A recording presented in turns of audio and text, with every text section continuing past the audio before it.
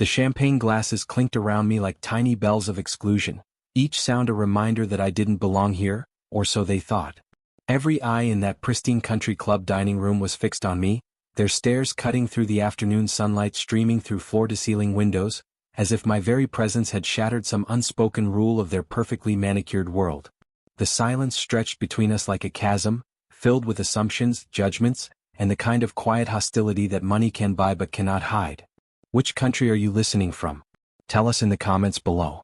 My name is Maya Richardson, and 3 months ago I was living what I thought was the American dream.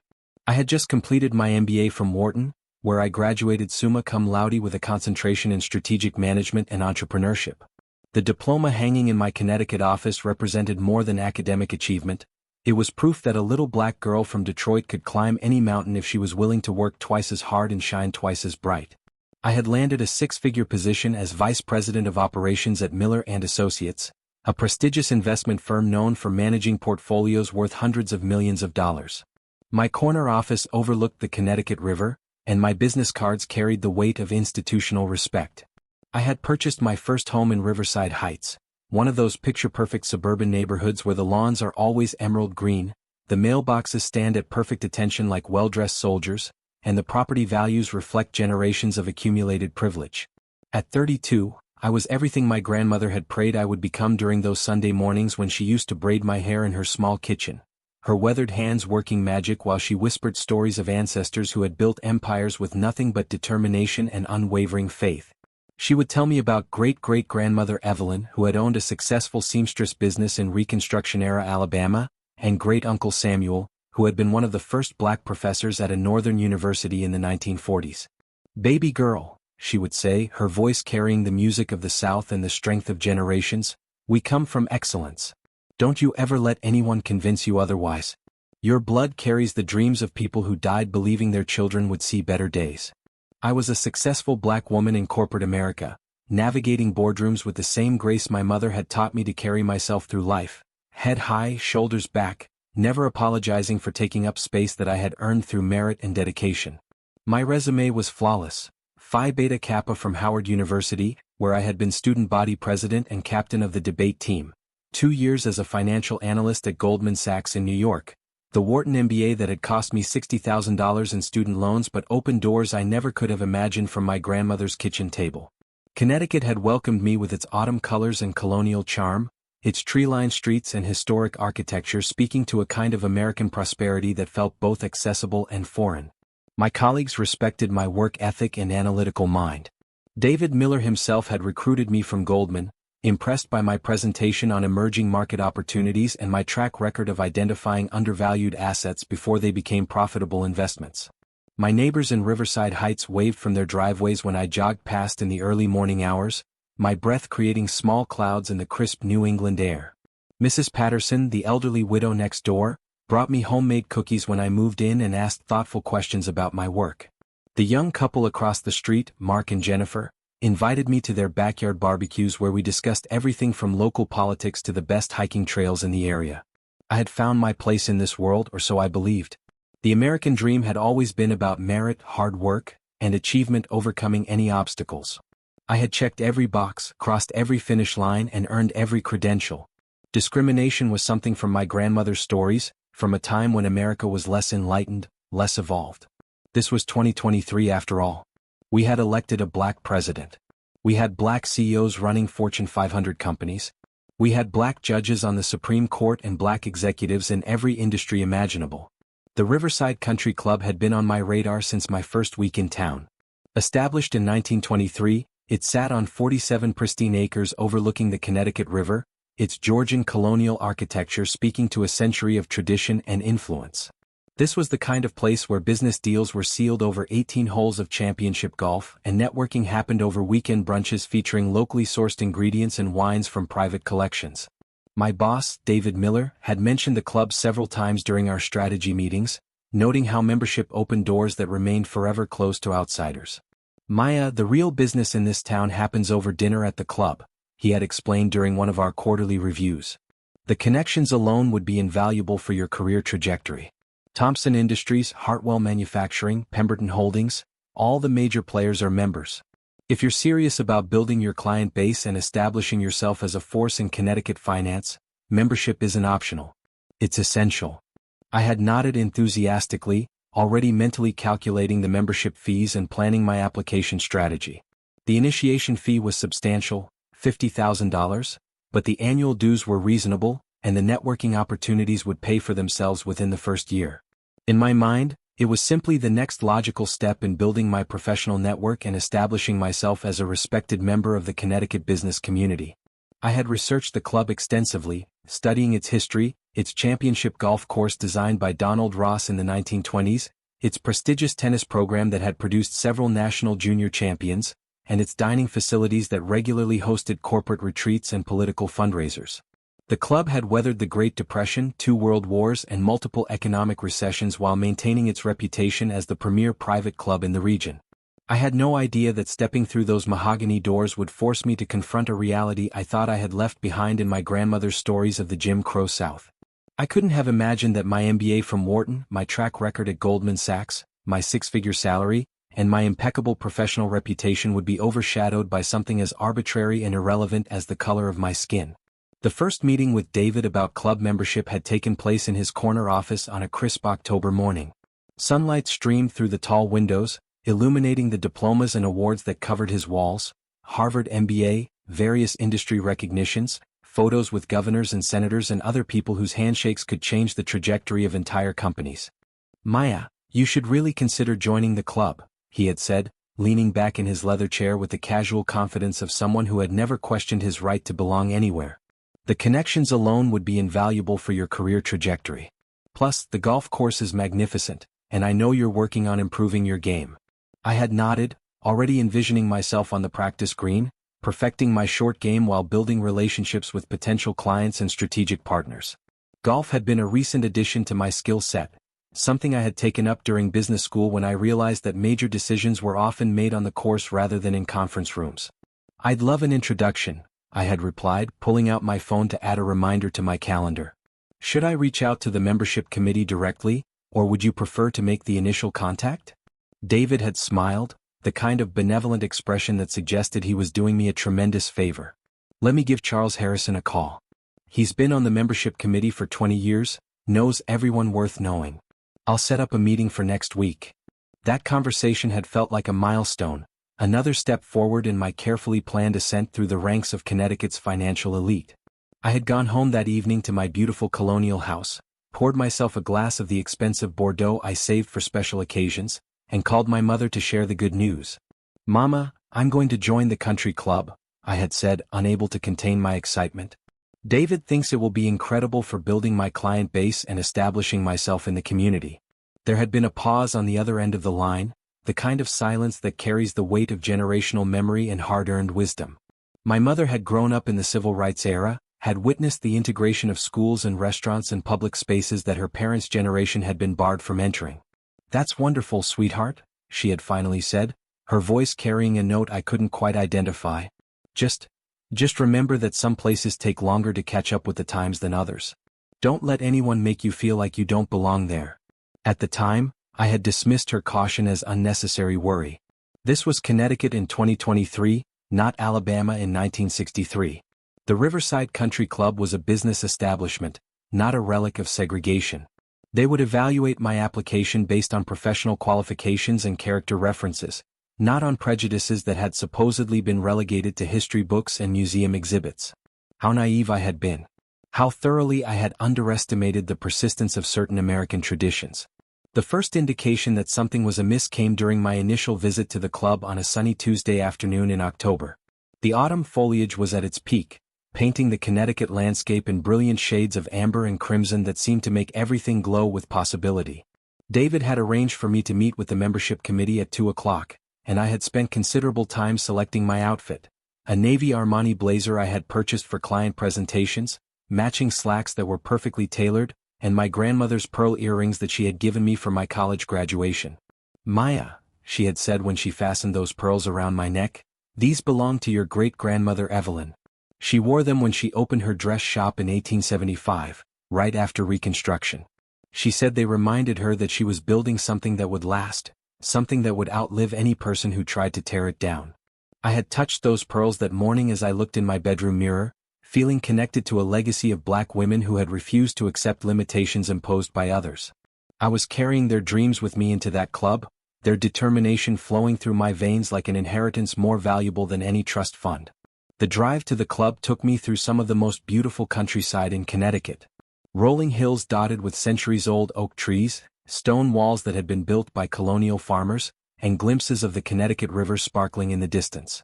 The club's entrance was marked by an understated bronze sign that spoke to the kind of confidence that doesn't need to announce itself loudly.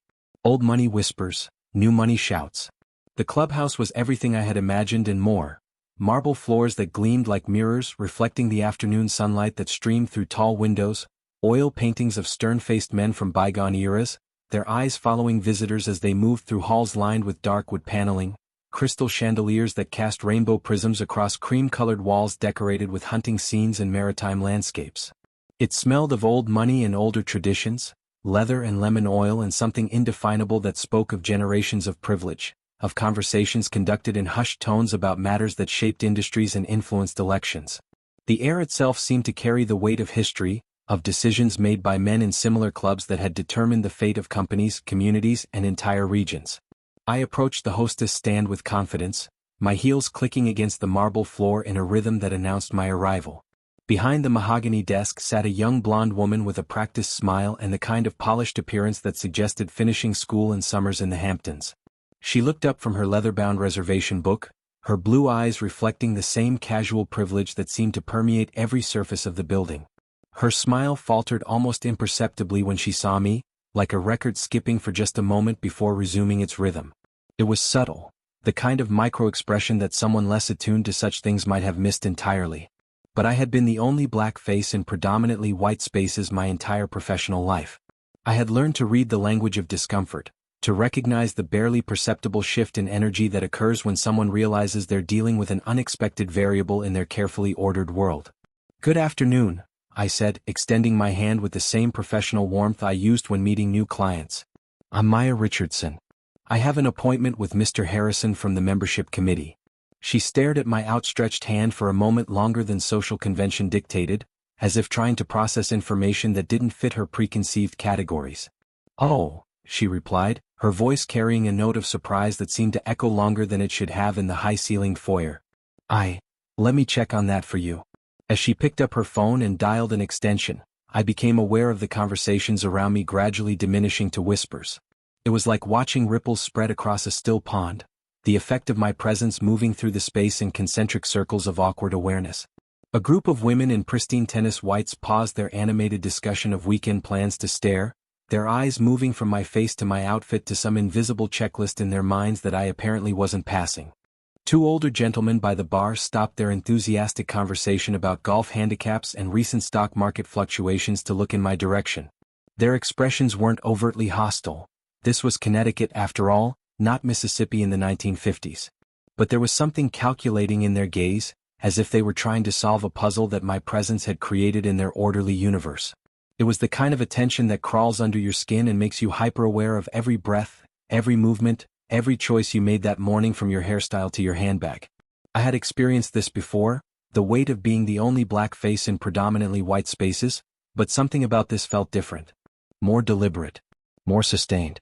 More hostile beneath its veneer of politeness. The hostess hung up her phone and turned back to me with a smile that seemed to require conscious effort. "Mr. Harrison will be with you in just a moment. Please have a seat in our reception area." She gestured toward a collection of antique furniture arranged around a massive fireplace where a fire crackled despite the mild October weather.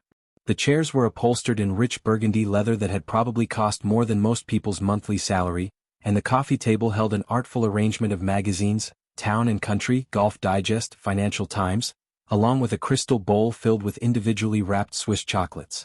I settled into one of the chairs, crossing my legs and adjusting my blazer with the kind of careful attention to appearance that had become second nature in corporate environments. The leather was buttery soft and perfectly broken in, molded by decades of conversations about mergers and acquisitions, political campaigns and charitable galas, the kinds of decisions that shaped communities and determined economic futures. From my vantage point, I could observe the ebb and flow of club life around me. Members moved through the space with the casual confidence of people who had never questioned their right to belong anywhere. They greeted each other with first names and inside jokes, references to shared experiences and mutual connections that spoke to lifelong relationships built on common backgrounds and parallel trajectories. A woman in her 50s with perfectly coiffed silver hair and a Hermes handbag approached the hostess stand to make a dinner reservation. "Jennifer, darling," she said, her voice carrying the particular cadence of old Connecticut families, "I need a table for 8 on Saturday evening. The Pemberton anniversary party, you know. Make sure we get the corner table by the windows." Charles specifically requested the view of the river. "Of course, Mrs. Harrison," the hostess replied, already reaching for her reservation book. "Would 7:30 work for your party?" "Mrs. Harrison." I filed the name away, wondering if she was related to the Charles Harrison I was scheduled to meet. In places like this, family names carried weight across generations, creating networks of influence that extended far beyond individual achievement or merit. "Miss Richardson?" A tall, silver-haired man in his 60s approached from the direction of what I assumed were the club's administrative offices. He wore what I would later recognize as his polite dismissal expression, the kind of practiced neutrality that suggested extensive experience in delivering unwelcome news while maintaining plausible deniability about his personal feelings. "I'm Charles Harrison," he continued, extending his hand for a brief, professional handshake that managed to convey duty rather than enthusiasm. "Thank you for coming in today. I apologize for keeping you waiting." His handshake was firm but brief, lasting exactly the socially appropriate amount of time without a millisecond of additional warmth. His eyes met mine with the kind of direct gaze that politicians and businessmen perfect, present enough to seem engaged, distant enough to maintain emotional distance. "Not at all," I replied, standing and smoothing my blazer. "I appreciate you taking the time to meet with me. David Miller speaks very highly of the club and thought membership would be an excellent fit for my professional development." Something flickered across his expression at the mention of David's name, a micro-expression that suggested complicated feelings about my sponsor's endorsement. It was there and gone so quickly that I might have imagined it, but I filed it away in the mental catalog of small observations that my grandmother had taught me to maintain. "David is certainly one of our most valued members," Harrison replied carefully. "Please follow me to our conference room where we can speak more privately." As he led me through the dining room toward a private meeting area, I felt every conversation pause as we passed. It wasn't my imagination, the effect was too consistent, too synchronized to be coincidental. Forks paused halfway to mouths. Wine glasses remained suspended in midair.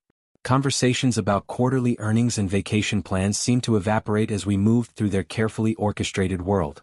The attention wasn't curious or welcoming, it was evaluative, calculating, as if I were being weighed and measured against some invisible standard that had nothing to do with my professional qualifications or personal character. I could feel their eyes cataloging every detail: my posture, my clothing, my manner of speaking, my level of deference to Mr. Harrison's obvious authority. The conference room where Harrison led me was smaller than I had expected but exquisitely appointed. A mahogany table that could seat 8 dominated the space, surrounded by chairs upholstered in the same burgundy leather I had encountered in the reception area. Oil paintings of the club's founders gazed down from the walls, stern-faced men in formal dress whose expressions suggested they had built something designed to last far beyond their own lifetimes. "Please have a seat," Harrison said, gesturing to one side of the table while he took his place across from me. The positioning felt deliberately formal, creating a psychological distance that transformed what should have been a friendly conversation into something more resembling a job interview or legal deposition. 2 other men entered the room within moments, introducing themselves as Mr. Pemberton and Mr. Whitfield, both equally distinguished white men in their 60s who could have been cast in a movie about old Connecticut money. Pemberton was shorter and rounder, with the kind of florid complexion that suggested a lifetime of good wine and rich food. Whitfield was tall and lean, his silver hair perfectly styled and his suit clearly custom-tailored. Both men shook my hand with the same professional courtesy that Harrison had displayed, present but not warm, dutiful but not enthusiastic. They arranged themselves on the opposite side of the table, creating a visual dynamic that felt uncomfortably like a tribunal rather than a membership interview. The meeting itself was a masterclass in polite rejection disguised as due diligence. Mr. Harrison and his committee members asked me all the right questions about my background, profession, and interests. They nodded appropriately at my responses, took careful notes on their legal pads, and maintained the facade of serious consideration throughout our 45-minute conversation. "Tell us about your educational background, Miss Richardson," Pemberton began, his pen poised over his notepad as if my answer would be the most fascinating thing he had heard all day. I launched into my carefully prepared summary. My undergraduate degree from Howard University, where I had graduated summa cum laude with a double major in economics and political science. My time at Goldman Sachs, where I had been consistently rated in the top 10% of analysts in my class. My MBA from Wharton, where I had concentrated in strategic management and graduated with distinction. They nodded and made notes, asking follow-up questions about specific courses and professors, demonstrating the kind of thorough interest that suggested genuine consideration. But their body language told a different story entirely. The way Mr. Harrison's eyes never quite met mine when he spoke, instead focusing on points just over my shoulder or down at his notepad. How Mr. Pemberton kept glancing at his gold Rolex as if my presence was keeping him from more pressing matters, despite having cleared his schedule for this meeting. The way they exchanged quick, meaningful glances when they thought I wasn't paying attention. Silent communications that spoke volumes about conversations held in my absence. And your professional interests? Whitfield asked, his voice carrying the kind of cultivated accent that suggested prep school and Ivy League education. What draws you to investment management specifically? I explained my passion for identifying undervalued assets and helping clients build long-term wealth, sharing examples of successful investments I had recommended and the analytical frameworks I used to evaluate opportunities. I mentioned my particular expertise in emerging markets and my track record of beating market benchmarks consistently over the past 3 years. Again, they nodded and took notes, asking intelligent follow-up questions that demonstrated their own sophistication in financial matters. But underneath the professional veneer, I sensed something else. A subtle skepticism that suggested they were looking for reasons to reject my application rather than reasons to approve it. What about your community involvement? Harrison asked, leaning back in his chair with the kind of casual authority that comes from decades of being the person who makes decisions about other people's futures. The club places considerable emphasis on members who contribute meaningfully to the broader community. I outlined my volunteer work with Junior Achievement, where I taught financial literacy to high school students in underserved communities, and my board position with the Connecticut Women's Business Council, where I mentored young professionals entering the finance industry. I mentioned my annual donations to various educational charities and my participation in corporate diversity initiatives. As I spoke about my community involvement, I noticed something shift in their expressions, a subtle tightening around their eyes that suggested discomfort with the direction of the conversation. When I mentioned my work with diversity initiatives, Pemberton actually winced slightly, as if I had committed some social faux pas by acknowledging that such programs existed. That's admirable, Harrison said finally, his tone suggesting that admirable was not necessarily the same as desirable. We certainly appreciate members who are committed to various causes. The phrase various causes hung in the air like smoke from an extinguished candle, carrying implications that made my stomach tighten with recognition. This wasn't about my qualifications or my character or my potential contributions to club life. This was about something else entirely, something that had been decided before I walked through the door, something that my resume and recommendations and professional achievements could never overcome. The rest of the meeting proceeded according to script. They asked about my golf handicap, 12 and improving steadily, my dining preferences, I was exploring wine education and appreciated good cuisine, and my availability for club events, weekends were generally open, and I was excited about the networking opportunities. Each answer was received with polite nods and careful notes, but the emotional temperature in the room never warmed beyond professional courtesy. There were no moments of connection, no shared laughter over golf mishaps or amusing stories about client interactions. It felt like a performance designed to create the appearance of fairness while arriving at a predetermined conclusion. Well, Miss Richardson, Mr. Harrison said as our meeting concluded, closing his leather portfolio with the finality of someone who had completed an unpleasant but necessary task, we'll be in touch regarding your application. The committee meets monthly to review new membership requests, and will certainly give yours the consideration it deserves. The phrase, consideration it deserves, rang in my ears as I stood and shook hands with each committee member one final time. Their handshakes were identical to their initial greetings, professionally appropriate but emotionally vacant, conveying duty fulfilled rather than relationships begun. As I walked back through the dining room, the stares felt different, expectant, almost satisfied, as if the outcome of my application had been as obvious to them as it apparently was to the committee. The conversations that had paused during my entrance resumed with renewed energy, and I caught fragments of discussions about upcoming social events and business opportunities that I would never be invited to share. The hostess smiled at me as I passed her station, but it was the kind of smile reserved for people who are leaving and won't be returning, polite but final, acknowledging my departure without expressing any hope for future encounters. I drove home through the same beautiful Connecticut countryside, but the autumn colors seemed muted now, the colonial charm somehow less welcoming than it had appeared just 2 hours earlier. The setting sun cast long shadows across the road, and I found myself thinking about other shadows, the ones that had followed me through that club despite my achievements, my credentials and my careful preparation. 2 weeks later, I received a formal letter on Riverside Country Club letterhead. The rejection was wrapped in diplomatic language about current membership capacity and alignment with club culture, but the message was crystal clear as morning sunlight. I wasn't welcome. The letter sat unopened on my kitchen counter for an entire evening before I found the courage to read it. When I finally tore open the heavy cream envelope with the club's embossed logo, my hands were shaking slightly, not from nervousness, but from a deep, bone-level understanding that some battles are lost before they ever begin. Dear Miss Richardson, the letter began in perfectly formatted business prose. Thank you for your interest in membership at the Riverside Country Club. After careful consideration by our membership committee, we regret to inform you that we are unable to offer you membership at this time. Due to current membership capacity and our commitment to maintaining the unique culture and character that have defined our club for nearly a century, we must respectfully decline your application. The rest of the letter was filled with the kind of legal language designed to prevent discrimination lawsuits while providing no actual explanation for their decision. They thanked me for my time, wished me well in my future endeavors, and suggested that I might consider reapplying in the future if circumstances changed. But we all knew that circumstances wouldn't change. Not the circumstances that mattered to their decision anyway. That rejection letter sat on my kitchen counter for 3 days before I could bring myself to throw it away. Each time I walked past it while making my morning coffee or preparing dinner, I felt a familiar cocktail of emotions I had hoped to leave behind in my grandmother's stories of the Jim Crow South: humiliation, anger, and that particularly devastating feeling of not being good enough despite all evidence to the contrary. The rational part of my mind understood that this was about them, not me. My qualifications were impeccable, my character references were sterling, and my professional reputation was beyond reproach.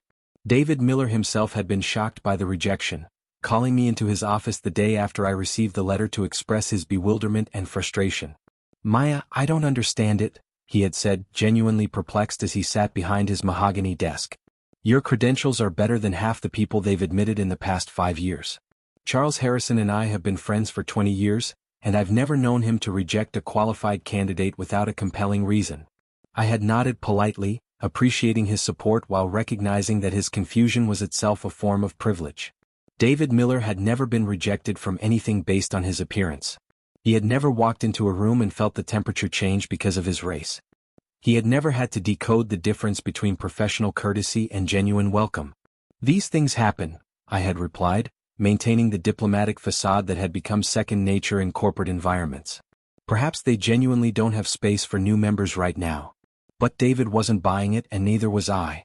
Within a week, he had learned through his network that the club had admitted 3 new members the same month they rejected my application. A young lawyer whose family had been members for generations, a hedge fund manager who had recently moved from New York, and a telecommunications executive who played golf with several existing members. All 3 men were white. All 3 had similar professional backgrounds to mine. All 3 had been fast-tracked through the application process without the lengthy committee review that had delayed my rejection for 2 weeks. The pattern was impossible to ignore, but equally impossible to prove in any legal sense. Private clubs have broad discretion in membership decisions, and discrimination cases are notoriously difficult to win when the perpetrators are sophisticated enough to avoid explicitly stating their true reasons. I threw myself into work with renewed intensity, staying late at the office and volunteering for additional projects that would demonstrate my value to the firm. If I couldn't find acceptance at the country club, I would prove my worth in the boardroom where merit supposedly mattered more than pedigree. But the rejection had opened a wound I didn't realize was still tender, and small incidents began to accumulate like paper cuts that individually seem insignificant but collectively created deeper injury. At the office holiday party held at a prestigious downtown hotel, a colleague's wife named Patricia asked me if I was new to the area, and seemed genuinely surprised when I mentioned living in Riverside Heights. Her perfectly manicured eyebrows rose slightly as she processed this information, and I could see her mental calculations adjusting to accommodate data that didn't fit her preconceived categories. Oh, she said, her voice carrying a note of surprise that felt uncomfortably familiar. I didn't realize that neighborhood was diversifying. How wonderful that you were able to find something there. The market must be opening up to more varied buyers. The word diversifying hung between us like a diplomatic euphemism for something she couldn't say directly at a corporate function. I smiled politely and excused myself to refresh my drink, but the interaction stayed with me for the rest of the evening. Even my choice of neighborhood, an area I had selected based on proximity to work, quality of schools, and investment potential, was being viewed through the lens of demographic change rather than individual achievement. During a client dinner at Hartford's most exclusive restaurant, I experienced another small but telling incident that reinforced my growing awareness of how I was perceived in these rarefied circles. I had arranged the dinner to present our quarterly market analysis to Thomson Industries, one of our most important clients, and had spent considerable time preparing a presentation that showcased our firm's unique insights into emerging market opportunities. The restaurant was everything I had hoped: impeccable service, an extensive wine list, and the kind of intimate atmosphere that encouraged meaningful conversation about business strategy and long-term planning. I had dressed carefully in a charcoal gray suit that projected authority without being intimidating, and had arrived early to ensure everything was perfect for our 7 o'clock reservation. James Thomson arrived precisely on time, along with his chief financial officer, a woman named Margaret Whitfield, who I recognized as the daughter of the Mr. Whitfield who had served on the country club's membership committee. The coincidence wasn't lost on me, but I maintained my professional demeanor as we were seated at our reserved table overlooking the city. The sommelier approached our table with the kind of deferential attention that expensive restaurants provide to their most valued customers. He was a distinguished gentleman in his 50s with the sort of wine expertise that comes from decades of study and tasting. His knowledge was impressive, and under normal circumstances, I would have enjoyed the opportunity to learn from his recommendations. However, despite my clearly leading the conversation about our preferred vintage and my obvious familiarity with wine terminology, the sommelier repeatedly directed his questions and recommendations to Thomson and his CFO. When I politely interjected to express my preference for a particular Burgundy that would pair well with our entrees, he nodded briefly before returning his attention to my male client. "Mr. Thomson," he said, "perhaps you would prefer something with a bit more body? We have an excellent Bordeaux from 2015 that I think you would find particularly impressive." When I gently corrected the situation, "Actually, I'm hosting this dinner and would prefer to make the wine selection," the sommelier apologized with the kind of excessive enthusiasm reserved for those who've been caught in an unconscious bias. His face flushed slightly as he realized his error, and he spent the next 5 minutes overcompensating with detailed explanations of various options. The interaction was awkward for everyone involved, but what struck me most was Thomson's reaction. Rather than seeming embarrassed by the sommelier's assumption, he appeared mildly annoyed that I had corrected the situation.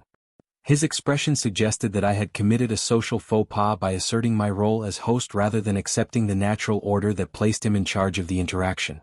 The rest of the dinner proceeded smoothly from a business perspective. Thomson was impressed by our market analysis and agreed to increase his investment allocation with our firm, but the underlying dynamics never fully recovered from that initial moment of corrected assumptions. The most painful incident occurred during a weekend grocery shopping trip to Whole Foods, the organic market that catered to our affluent neighborhood's preference for locally sourced produce and artisanal products. It was a Saturday morning in late November, and I was selecting ingredients for a dinner party I was hosting for colleagues the following weekend.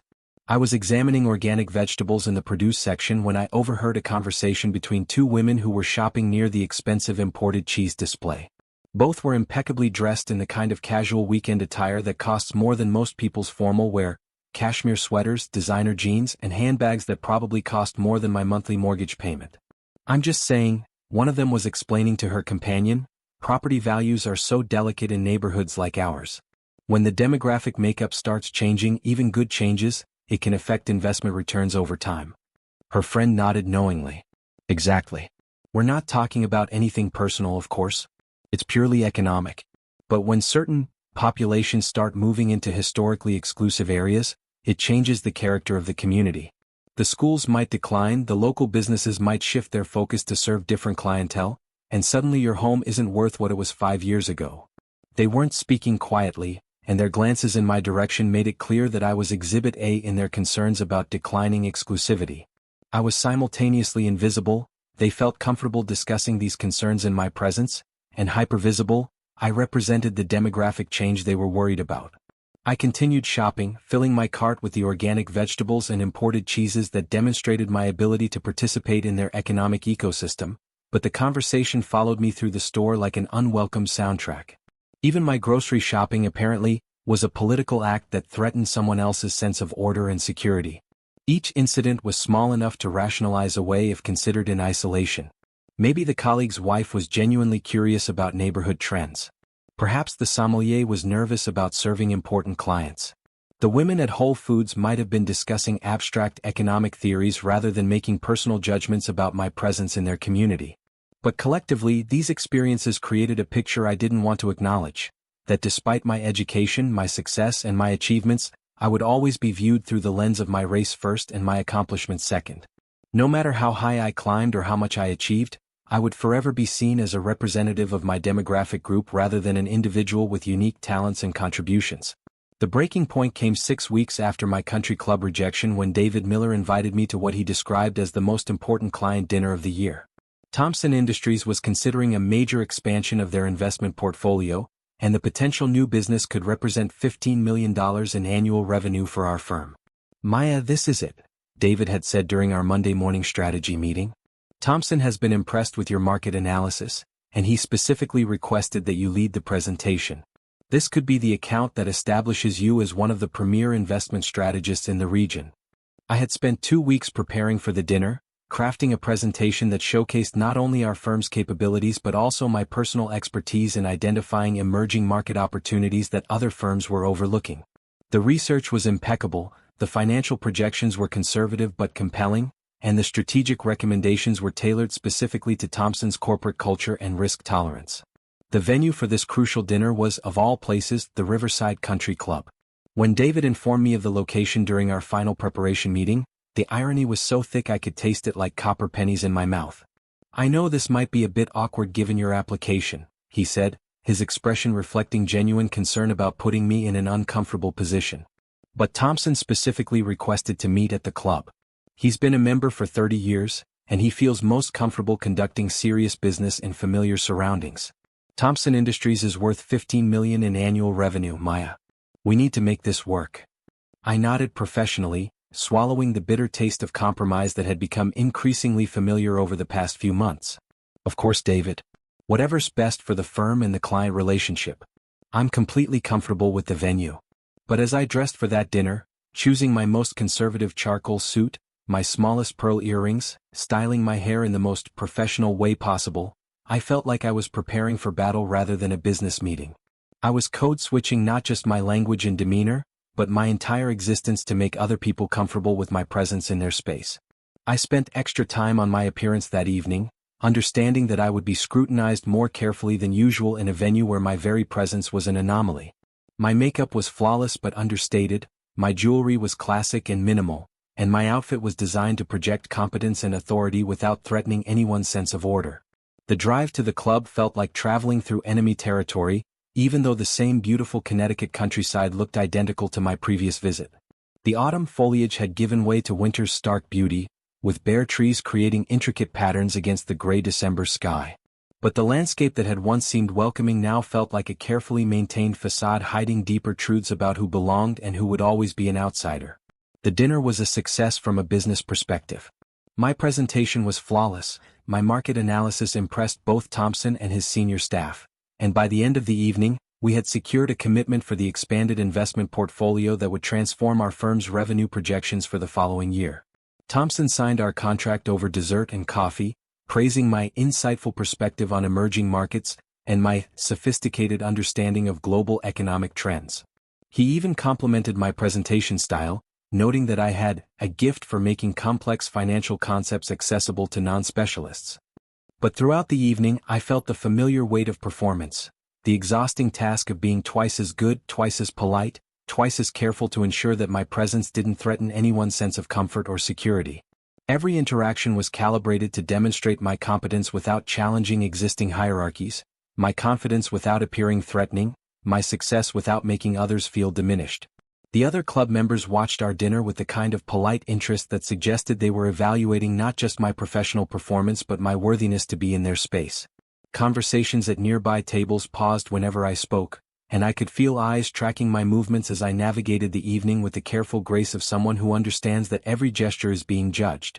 As we said our goodbyes in the club's marble foyer, the same space where I had been so uncomfortable during my membership interview, Thompson shook my hand warmly and delivered what he clearly intended as the highest compliment he could offer.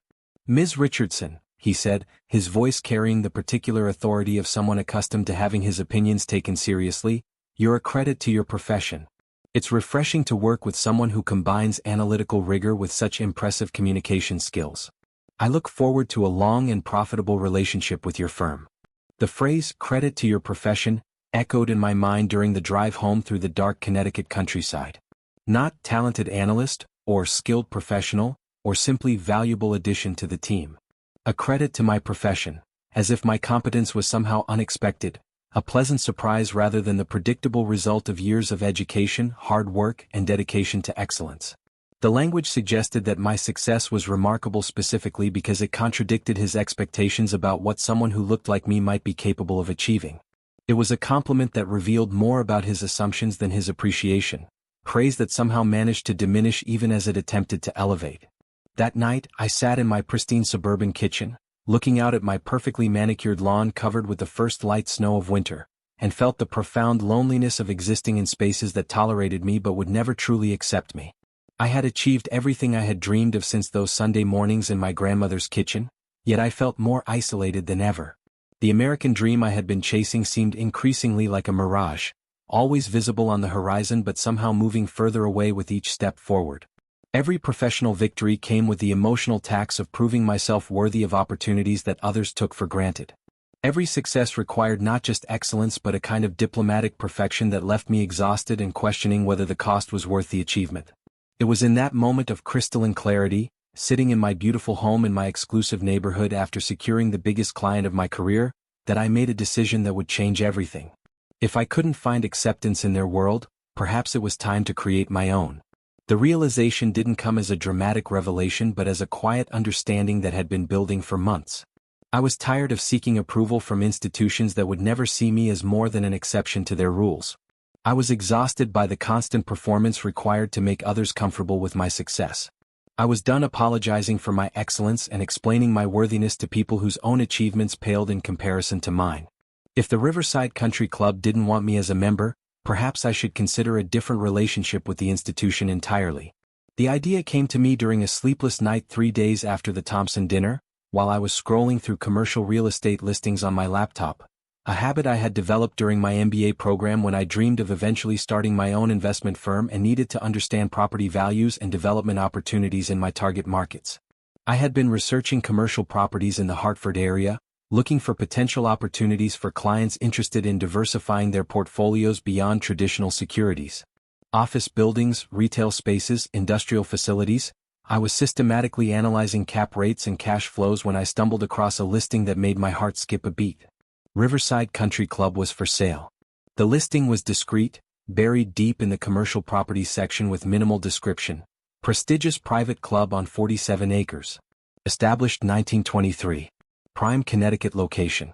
Georgian colonial clubhouse with dining facilities, championship golf course designed by Donald Ross, tennis courts, swimming facilities and extensive grounds. Seller motivated due to financial restructuring. Serious inquiries only. The asking price was substantial, $12 million, but not impossible, especially for someone with access to investment capital and a network of potential partners who understood the value of hospitality and leisure properties. The price actually seemed low for 47 acres of prime Connecticut real estate with such extensive facilities and such a prestigious reputation. I spent the rest of that sleepless night researching everything I could about the club's financial situation, using the same analytical skills that had made me successful in identifying undervalued investment opportunities. What I discovered was a classic case of old money arrogance meeting new economy reality, a perfect example of how institutional hubris can destroy even the most established enterprises.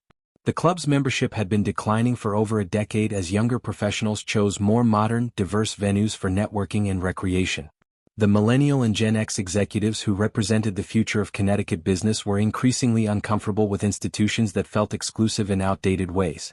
They preferred establishments that reflected their own values around diversity, inclusion, and meritocracy. Meanwhile, the club's aging membership was literally dying off. The average age of active members had increased from 55 to 68 over the past 10 years, and many families were choosing not to renew memberships that had been passed down through generations. The initiation fees and annual dues that had once seemed reasonable to executives making mid-six-figure salaries were increasingly difficult to justify when similar amenities were available at more welcoming venues.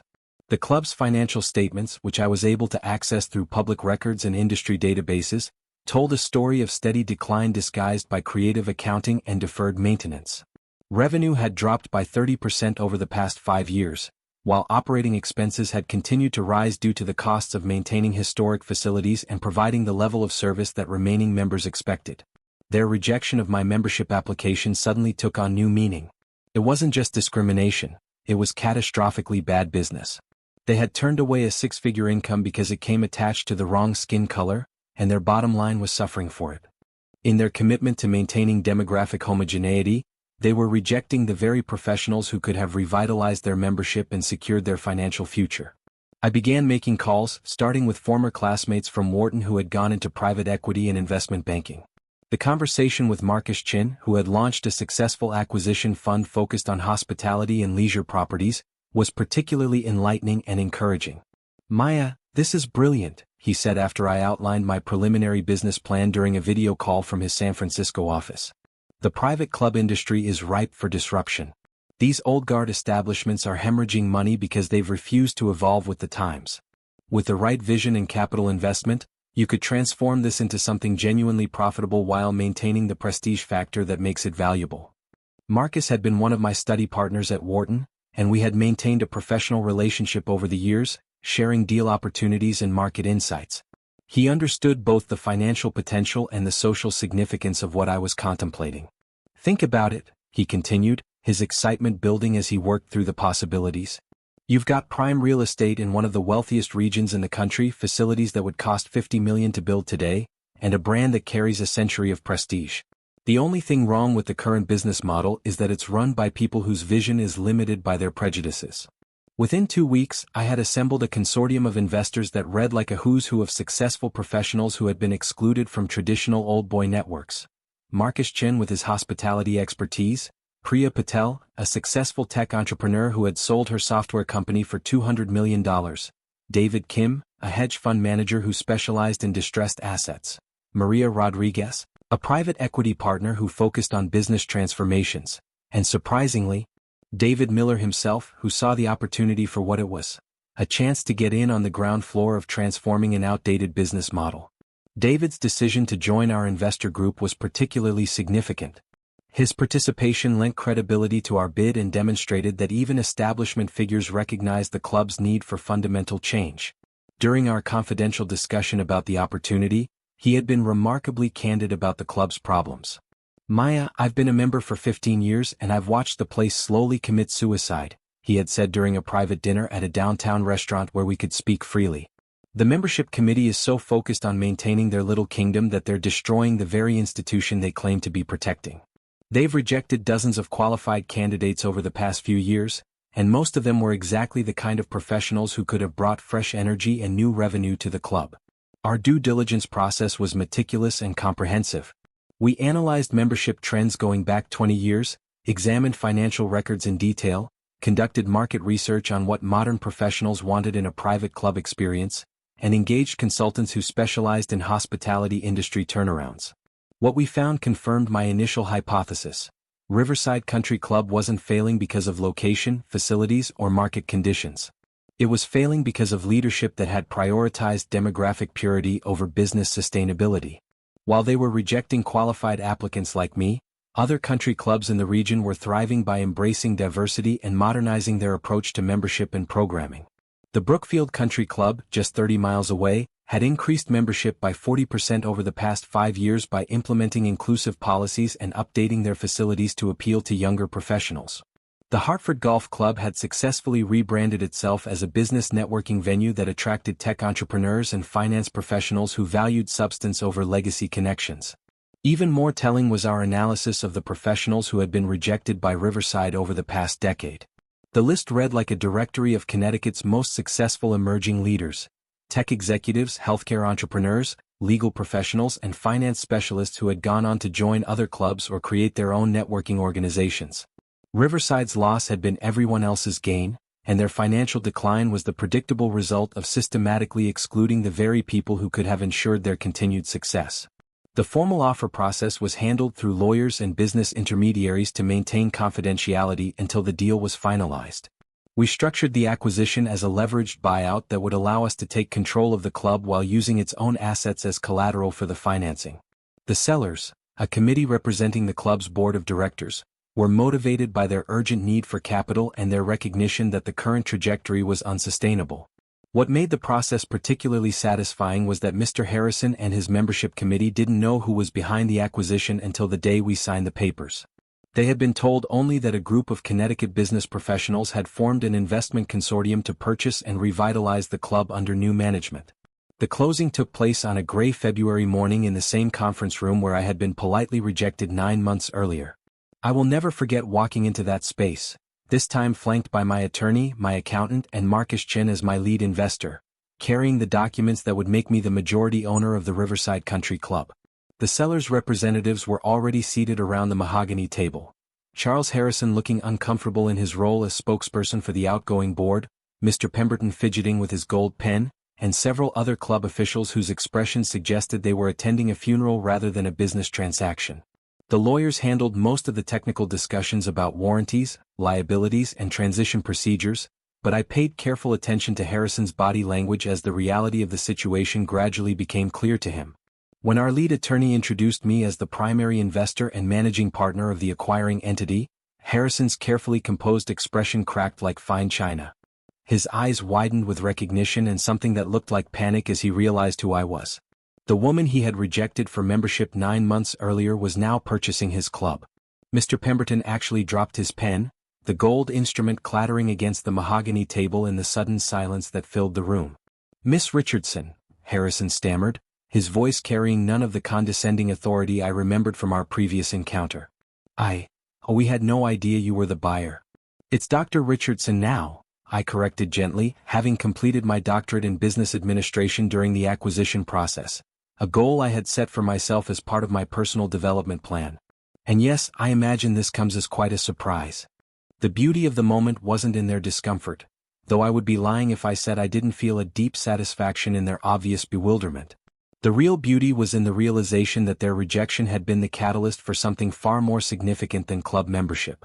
Their no had forced me to envision a yes, so much bigger than anything I had originally imagined. Instead of seeking acceptance into their declining institution, I was now positioned to transform it entirely. Rather than hoping they would allow me to join their exclusive circle, I was creating a new paradigm that would make their approval irrelevant. The paperwork was signed with minimal conversation beyond the necessary legal confirmations. As the former board members gathered their materials and prepared to leave, Harrison approached me with the kind of humility that comes from having your worldview fundamentally challenged. "Dr. Richardson," he said quietly, I hope you'll be able to preserve the traditions that have made this place special for so many years." I looked at him directly, feeling the weight of history and possibility in equal measure. "Mr. Harrison, I intend to preserve everything about this club that truly makes it special. The beautiful facilities, the excellent service, the sense of community and tradition. But I also intend to ensure that those special qualities are available to everyone who deserves them, regardless of what they look like or where their families came from." He nodded slowly, perhaps understanding for the first time that the traditions he had been protecting had actually been destroying the institution he claimed to love. As I stood in that conference room, the same space where they had decided I wasn't good enough to join their club, holding the deed that made me the owner of their entire world, I felt a profound sense of completion. Not revenge exactly, but justice. Not bitterness, but transformation. Their rejection had become my liberation. Their limitation had become my opportunity. Their no had forced me to create a yes that was bigger and better than anything they had ever imagined. The best part was knowing that this was just the beginning. The transformation of Riverside Country Club began immediately after the acquisition was finalized. Working with a team of hospitality consultants, interior designers, and business strategists, we developed a comprehensive plan to modernize the facilities while preserving their classic elegance and historic character.